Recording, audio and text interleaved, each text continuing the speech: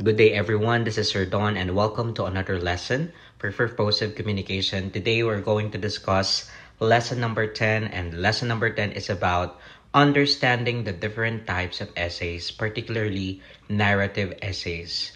At the end of the module, you will be able to explain the nature and function of a narrative essay and rewrite narrative sentences by applying different literary devices. So we're going to talk about literary devices which you may utilize or you can utilize so that the narration or the way in which you create your narratives will be more creative and it will be more expressive and effective. Also, we are going to deal with the elements of the story, the point of views that we are using when we do stories or when we reread a story, the literary devices that we may utilize when we are going to write a narrative type of essay or composition or text in general. Okay, a narrative, I want you now to look at the content notes. Okay, a narrative is a story or an account of events, experiences, or interactions often presented in a sequential manner. Take note of the word sequence. And take note that these are series of events. So, ibig sabihin, when we narrate, no, nagkikwento tayo, no? Nagkikwento tayo ng isang pangyayari o mga pangyayari or experiences or interactions natin na nakapresent in sequential manner. When you say sequential, ibig sabihin chronological or magkakasunod. Okay? The purpose of narrative is usually for personal communication. Diba? Kapag nagkikwento tayo, it's more of personal, no? Kapag nagkikwento tayo sa kaibigan, for example, it's personal. Kapag nag-express tayo ng nangyari sa atin, nagkikwento tayo, it's personal. And sometimes, it's creative also. So, makikita ninyo yung mga books, for example, na fictional, mga Wattpads, mga e-books.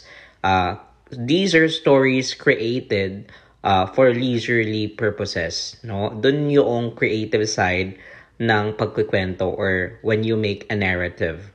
And also intended for entertainment purposes. So sabi dito, good stories are crafted from carefully planned story elements. I know this is something familiar to you, but let's dig deeper into these. Okay? May iba't iba tayong elements when it comes to writing stories or narrative. And we have to establish this so that we can produce a well-rounded story. Okay? It can be crafted from carefully planned story elements.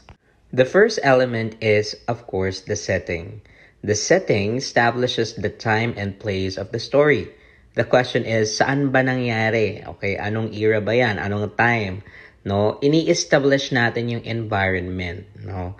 Dini-describe natin yung environment kung saan nangyari yung ginagawa nating story. For example, ang setting ba niyan sa school? Sa work ba ang setting niyan? Historical ba ang setting niyan? Okay? So basically, when it's about setting, it's about the time and the place where the story evolved, for example. It's more of creating its atmosphere and setting its mood. Ngayon, yung characters naman, ito yung mga individual involved sa isang kwento or sa isang narrative. Sila yung mga tauhan. Okay? Now, when it comes to plot, basically it consists of the sequence of events or actions of the characters that unfolds the story. So basically, ito yung pagkakasunod-sunod noong mga pangyayari doon sa isang storya. That is what you call plot. Okay? Typically, with a clear beginning, so dapat kapag gumawa kayo ng story, nakastablish yung kung saan nagsimula, saan yung middle, and saan yung ending. Okay? Yung conflict naman na tinatawag as a story element is something which is about the struggle between the opposing sides. Ano yung pinaka-problema? Ano yung pinaka-challenges na kinakaharap nung main character, for example, or nung bida? Okay? And syempre, kailangang ma-resolve ito. Okay? Leading doon sa resolution, which is kung papaanong na-solve yung isang problema or yung conflict na present dun sa story. Okay? Now, when it comes to narration or when it comes to kung sino yung or kung papaano kwento yung isang narrative or kung sino ang nagkikwento, we have what you call point of view, how the story is being told. No, there are two general types. Number one is first-person POV. Okay, pag first-person point of view, yung character mismo sa story ang nagkikwento using I. Okay? Next, for the third-person point of view, ito naman yung may narrator, may invisible author. Okay? Hindi character sa story yung nagkikwento, but there is a narrator. Okay? Para bang si Charo Santos, for example, no? Si Charo Santos, 'di ba, binabasa niya yung sulat and then it's being flashed on the screen or on the television. Pero si Charo mismo, hindi naman siya character dun sa pinaka-storya o sa specific na episode. So parang ganun yung analogy niya. Pag first person point of view naman, yung mismong character yung nagkikwento sa story. Additionally, no, every narrative or every story often convey a theme. O ano ba yung tema? Ito yung big idea or ito yung general observation na makikita mo, no, pertaining to human nature and life in general na presented dun sa story. Okay. Ano ba? Tungkol ba saan ba yung theme ng story? Is it about love? Is it about friendship? Is it about family? Is it about heroism, for example? Is it about coming of age or good versus evil, or is it about immortality or mortality? Things like that. So these are what you call theme or themes. Ngayon, yung literary device naman, ito ay isang element or technique na ginagamit ng mga manunulat or ng mga sumusulat ng kwento to use to produce a particular effect in their writing. Katulad nga ng sinabi natin kanina, when it comes to narration, it's more on the creative side also. Okay, kasi nga, stories also are intended for entertainment, for example, and for leisurely. And of course, inculcating moral lessons in life, for example. Okay, now we have different literary devices that you may use when you write your narrative. Okay, number one is simile.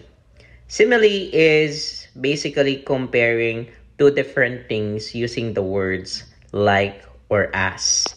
Kagaya or katulad, parang ganon in Filipino or in Tagalog, to highlight the specific similarity between them. Okay, there is an example dyan. The cat's fur was as soft as a cloud. Basically, yung pinag-compare natin ay yung fur ng cat or yung balahibo ng cat at yung cloud. Okay? Ano yung similarity nila? They are soft. So, they are soft as cloud. May like or as. No, yung simile. Okay, ang simile, ano ba? Let's give an example. Ikaw ay tila sining sa museo. Tila sining sa museo. So, you are being described as like an art in a museum. Okay? So, yun ang simile. Tandaan nyo lang na when you use simile, you're comparing two different things using like or as. Okay? Next. Metaphor. A metaphor is a figure of speech that says one thing is another thing. Okay, take note. One thing is another thing to show they are alike in a way. Okay? Para siyang simile pero mas direct yung metaphor kasi hindi na ginagamitan ng like or as. Okay? For example, instead of saying the classroom is like a zoo during recess, you would say the classroom was a zoo during recess. So, mas direct siya. Hindi na siya ginagamitan ng like or as. Instead, for example, nasabihin mo na he is like a walking encyclopedia. Okay? So, sabihin mo na he is a walking encyclopedia. Okay? So, ganun siya. So, mas direct. Indicating na matalino yung tao. So, this is a more creative expression of saying someone is smart, for example. Now, personification is when the writer gives inanimate objects or ideas human traits. So, basically, yung mga inanimate na objects, you give or you describe them as if they are alive. Okay? Let's give an example. Okay? The trees are dancing. Okay? The heaven is crying, for example. Basically, giving human characteristics to non-human objects or abstracts. No, another example, the wind whispered through the trees. Okay? As if the wind is a human. Okay? Next, let's have hyperbole. Okay? Hyperbole is an exaggeration of an action or idea for emphasis. In short, OA yung expression, no? This is an exaggerated statement, not meant to be taken literally. Kasi nga, figurative siya. Okay? For example, I'm so hungry, I could eat a horse. For example. In reality, hindi mo naman kayang ubusin yung isang horse, for example. Isang buong horse. So, it's just indicative na you are extremely hungry. Another example, I've told you a million times to clean your room. Okay? Di naman literal na sinabing 1,000,000 beses na linisin mo yung room. No?